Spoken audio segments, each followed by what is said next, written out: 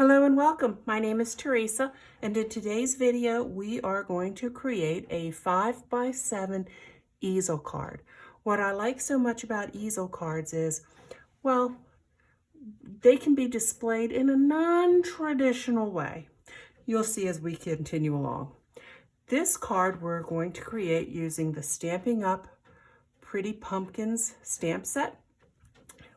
We are also going to need the two largest rectangular dies from the Stitched So Sweetly. This is also from Stampin' Up! I'm just going to put these off to the side. I've already got the two stamps from the stamp set that we're going to use. We're using the vine as well as this beautiful detailed pumpkin. Because there's some embossing, you will need your Versamark as well as some black embossing powder. Did all that for us because I try to keep the videos as quick as I can for you because most of you are experienced crafters, so we already have the pieces here. Now, I do need to let you know that the cardstock is from Stampin' Up! However, this piece of paper, I want to say I got it from Hobby Lobby, and this is particularly good use for that paper that is only printed on one side, and you'll see why in just a second. This is another piece of scrap paper. Remember, I'm always telling you to save your scraps. This should look familiar from the paper star video that I did. This was a scrap piece, and this is just going to coordinate beautifully because of that black and white check print. But this is a piece of Christmas paper, but that's okay. I'm going to go ahead and put all these components off to the side. I will give you the dimensions as we go along. Now, because our finished cardstock, it's going to be a 5x7 card, you will want to cut your cardstock to where it's 7 inches by 10 inches. And you do need your trimmer because we need to draw 2 scoring marks, okay? So we'll do that. Now, on your 10-inch side, the long side, you want to make the first score mark at 2.5 inches. So there we go. Just want to double check you can see this. Yes, it's in there. So 2.5, put that down, and then we just want to score. I caution you, do not push too hard with the scoring blade because it will rip the paper. You just want to push it hard enough to where you get the beginning of your fold. So the second score mark, so we did 2.5, then move it on over to 5 inches. Because 5 inches will cut this, well, not cut, it will fold this card in half because the finished size is 5x7. So that's 10 inches, and of course, half of 10 is 5. There you go. So we have those 2 score marks done. Excuse me as I reach in front of you. If you have a bone folder, it does help with some really nice crease marks. So we already have that first crease started thanks to our trim tool, and then let's go ahead and press the crease at the 5-inch mark. And just like that, we have the beginnings of our card. And this is what makes it an easel. See, it's going to be able to stand up and display. It'll look beautiful on a shelf, a dresser, table, whatever. And I do have in mind where I want this to go, and I'll share with that in a second. It's a particularly good idea if you enjoy crafting, but you feel like you've run out of things to do with your cards or people to give it to. There's always someone to give it to, and I'm going to share with you where these are going. Now, when we open the card, I want this piece down here, the nice big section, the unfolded section of the card, I'm going to layer it. So the first layer, I'm coming in 1/4 inch, is going to be with this black cardstock. I just think it's going to offset pretty. Oh, by the way, this is the soft succulent, this cardstock up here from the newer in colors. Now, this black sheet is going to measure, I want to get this right, sorry, 4 3/4 by 6 3/4. I had to think about that because I'm so used to doing a slightly smaller card. So we want to come in at another 1/4 inch with this printed paper.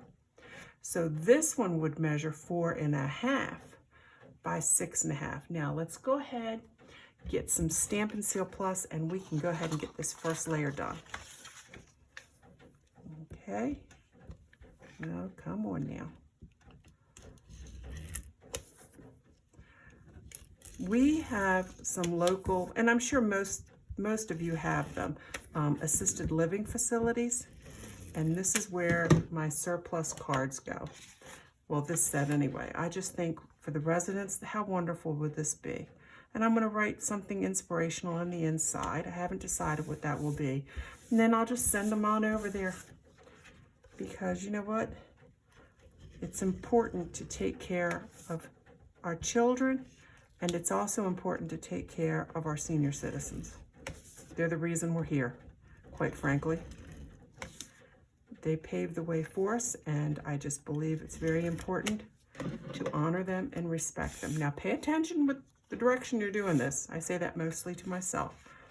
And again, I always tend to take a look at the bottom and just kind of judge it.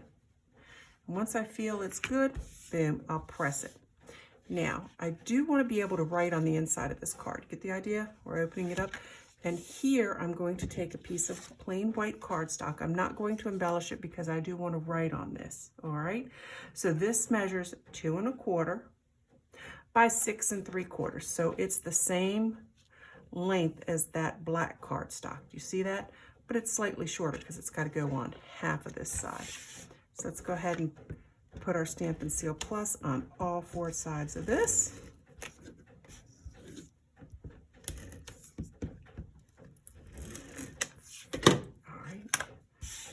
There we go. Now this time I'm trying to match up not just along the bottom, but the sides here as well, because it's about the same, it should be the same width as the black cardstock. I'm going to fool the eye if it's not, thinking it. Look at that, so close, but we're not done yet. Now, let me go ahead and flip it this way. I'm only going to decorate this piece right here, and for this piece, I chose to layer it again, so I'm going to get a piece of black cardstock. This one will also measure 2 1/4 by 6 3/4. Now, coming in 1/4 inch on both sides, I want to layer it up with this black and white check. So this will measure 2 inches by 6 1/2. Again, we just keep coming, each layer comes in 1/4 inch. So let's go ahead and put these components together. I know with this double-sided paper, it's always so hard to hide one side because, oh, they're both so pretty, but sometimes that's just how it has to go. So again, I'm going to look carefully and try to get this as even as I can to the eye. There we go. My trimmer, I need to replace my blade. So if you have that little bit of fraying, and you just haven't replaced your blade, we don't ever want to waste paper that we've already trimmed. So just kind of push it to the back. Now this I can go ahead and apply as well. Now at this section, you can do all sorts of stuff here. I chose to double layer it because I felt that it flattered this card the most. I'm gonna put a little extra there. But I'm gonna show you another one I did in the springtime, and I'll show you that at the end, just to give you an idea of some other ways you can. Let me make sure I'm doing it correctly. Yes, I am. Just to give you some other ways that you can take this card technique. It's a very versatile card technique. And again, my favorite part is it just, for display purposes, goes beautifully. It goes beautifully on a desk, on a dresser, whatever the case may be. So you see, we're coming along. Now, let's go to this part. So what I did here, I want to layer this on the outside. I chose the largest rectangular die. Let me grab this into shot again from this Stitched So Sweetly. And I cut out a piece of the soft succulents because it's going to match. But then this is embossed, okay? This is the second smallest, cut out with the second smallest rectangle. But I did emboss this. I have some black embossing powder. So what you would do is you would ink, although this is not ink, but you would ink up your stamp with the Versamark. This is the agent that helps to adhere your embossing powder, and you're going to stamp it off. Then you're going to sprinkle it with the embossing powder. It's just called black embossing powder. It's by Ranger. And you just cover it over top. Then you take it to your heat tool and you set it with that. Okay? Very easy. Did the same thing on this little piece of paper, but we'll get back to that in a second. I have other videos that show you how to use the embossing powder in the heat tool, but It's very straightforward. Once you've done one, you'll get the idea. But in the interest of saving time, I went ahead and did it. Now for this, I'm going to layer it up again. I'm not done embellishing. Now I do want this to be flat up against it. There's a time and a place for stamping dimensionals and embellishments. This particular piece is not going to get, not Stampin' Up, dimensional. It's not going to get a dimensional, but you know I am going to embellish it. I need to kind of peek over this. I want to center it as best I can. But I just like that. Isn't that pretty? I think that's really pretty. And what I'm going to do, you could raise it if you wanted to. You can add more ribbon. You can do all sorts of stuff. I'm going to keep it fairly uncomplicated. I don't want too much visually going on. Now, the one thing you want to pay attention to is you don't want to apply stamping seal where it will go above. So you do want to be conscious of where you want it to stop. So I just kind of use my fingers. And pay attention, Teresa, because I'll get to yakking and I'll mess it up as sure as I'm sitting here. And this is the bottom part. And then I'm just going to go along the top. But see, I didn't do this part because I don't want it to show. Now again, I want it to be even at the bottom, just to cover all the black below this part, right? And I think it's centered, so I'm just going to go ahead and apply it. See, the card's coming together very quickly. Now, there is a little piece down here that I want to build up because it's going to serve as a stopper so that the card doesn't just sink over time as it's setting up there. There is a punch set that Stampin' Up offers, and I don't want it to, it always reflects too much, but it's the double oval, okay? So you have two ovals that you can punch out. So the scalloped one, I punched out a piece of the soft succulent. Now for this, I used the stamp first, put it on the Versamark. Let me get that out. So I inked it up with the Versamark, stamped it on a piece of white cardstock, used the black embossing folder, took it to the heat tool, and then I put that piece of paper in here and I punched it out, okay? So stamp it, emboss it first, then punch it out. Give it a second or two to dry. That will be important. For this, I don't want this raised up. I do want this to be straight on that. Now you can use some Tombow glue. I'm choosing just to use, you know what, maybe I should put a little Tombow glue just to try to get closer to the corner. Sometimes, I'm using that glue too much. Sometimes with the tape, it's hard to get, especially with an oval, extremely close to the edges. So I'm just gonna put a real thin layer of glue there. All right, and then I'm going to center this again, just eyeballing it for center, and giving it just a second. Now from here, I do want to raise it up a bit. So let me get my stamping dimensionals. Oh, I'm so close to being out. You know, I need to walk over and get more. That's all right. Every time I think I have some, I don't. But this will show you that you can keep using the edge pieces too. Don't forget to use your edges. So let's go ahead and cut this one, this one. I'm going to do 3, 2, and 3. So put one here. Ah, they're good and sticky. I like that. Put one there and put one this way. Happen to have the pick tool here. Very handy to have that close by. Now, where do you want it to be? I would like, when it's to be fully displayed, I want it to show a little bit, especially of this pumpkin. So I'm gonna, there's no right or wrong where you put it.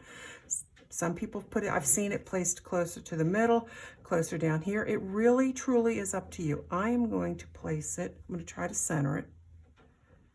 I'm using my sheet to kind of get that center. Do you see what I'm doing? Yeah, and I think I'm just gonna go right there with it. Boom, that's exactly what I'm gonna do. And that way, look at that. I'm peeking up to see the camera shot. Oh my goodness, let's see, let's try this one. Sorry about that, I'm wiggling you. I want you to have a better shot of this. There we go, it's for a camera shot. Now, is it completely finished? Heck no, I think I want to embellish it just a little. And this is where I have the option of putting, I could do pearls, I could do rhinestones. I do have a couple of those left over. Those gold tones. I'm just peeking through. Sorry for not having had this ready ahead of time. Shame on me. You know what? Let's think about the recipient. What would they like to see? I kind of like, I still have these left over, these little button guys. I think I like that. And what I'm going to do is I'm going to take one of these gold tone ones, and hopefully I'm not messing it up. Just something in the corner there. Just a little pop of something. The other thing I think that would be super cute is maybe putting a little bow. Now, you can use any ribbon or any twine that you have. I happen to still have some of this. It's Nature's Twine. I don't think it's sold anymore. Pretty sure it's not, but I have it, so I'm going to use it. Now, this color is Mint Macaron. Now, of course, this is Soft Succulent, but I think it's going to work just fine. So I'm going to make a little faux bow. Not a faux bow, I'm just going to make a little bow, a true bow. Sorry about that. It's not faux at all. Look at that. Guess who came up? Leo the cat. He's right there. He's snooping around. I'm telling you, he's so super nosy. Why are you up there talking to yourself? I'm sure if he could say something, he would say something other than Mama. He'd be like, why are you talking to yourself, crazy lady? But anyhow, see, I think that would just be kind of cute right there. So let's see if I have one of these. I do. Are these minuscule dots? No, those are way too big. But you know I have these minuscules. Oh, good. It's actually in here. Ha ha! I had put it away. Look at that. Will wonders ever cease? Pick up that little minuscule dot. Did I get it? Nope, I sure didn't. There, now I did. And I'm going to put that right there. And look, isn't that, whoops, nope, I didn't get it. Holy moly. Come on now, cooperate, please. Thank you. I will make it work. Look, I think that's cute. So when you open the card, you pull it out of the envelope, you'll say, oh, isn't that nice? That is so sweet, look. And then they'll be like, well, that's flappy. And in here, I'm gonna write something. I haven't quite decided what yet, but look, then they can just do that and it sets right there. You can set it right on your desk. Let me see. I'm gonna hold it just at an angle so you can get a better idea. There's the finished product. What do you think? Do you plan to do that? Now, I did say I did want to show you some other ways you can do this, because you can do other things. Here's one I did last summer. This is with the Hydrangea Haven set, but as you can see here, I embossed this with that brick and mortar or brick embossing folder. This was even embossed. I want to say that's Tasteful Textiles, but you can add ribbons, embellishments, but the same idea. That beautiful paper, a little thing, and look, you can just pop it up like that. This would be great at Christmas. Again, this is a larger, this is the 5x7. You can make it with the smaller card where the finished size is 4 1/4 by 5 1/2, but I felt for the purposes of this card and where it's going, a larger size would be better. Anyhow, there you have it, a 5x7 easel card, perfect for the fall holidays. If you liked our video, please give us a thumbs up. If you have not already subscribed to our channel, I'd like for you to consider doing so. That would mean an awful lot to us. But in the meantime, and until the next time, happy stamping, and thanks for watching.